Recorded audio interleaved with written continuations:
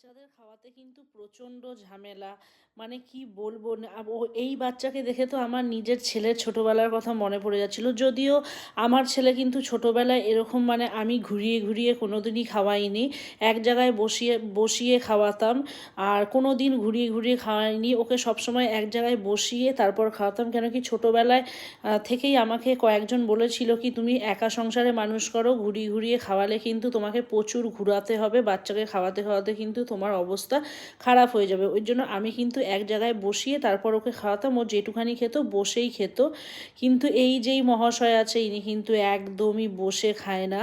খাওয়ানো ভীষণ কষ্ট। ওর মাকে তোমরা দেখো কত তাড়াতাড়ি করে ওকে একটার পর একটা দিয়ে দিচ্ছে। মানে ওকে খাওয়ানোর জন্যই আমরা প্রথমে ডান্স চালু করেছিলাম, তো সেই ডান্সটাই কন্টিনিউ হয়ে যায়। আর ও কিন্তু খাওয়াটা পুরো কমপ্লিট করে এইভাবেই। সত্যি বাচ্চা মানুষ করা কিন্তু যারা মানুষ করে সেই টাইমটা কিন্তু একটা আমাদের খুব ভালো সময়।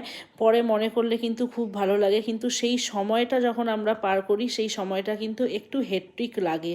আর সেই সময়টাই কিন্তু বোঝা যায় না কি এটাই কিন্তু একদিন আমরা ভীষণভাবে মিস করব। যেটা আমার এখন মনে হয় কি যে আমার ছেলের একটু একটু করে বড় হয়ে যাচ্ছে, এই সমস্ত ছোটোবেলার জিনিসগুলো কিন্তু খালি সেই সময়টুকুতেই করতে হয়, পরে কিন্তু আর করার লাগে না। বাচ্চা নিজে নিজেই বড় হয়ে সব কিছু করে ফেলে।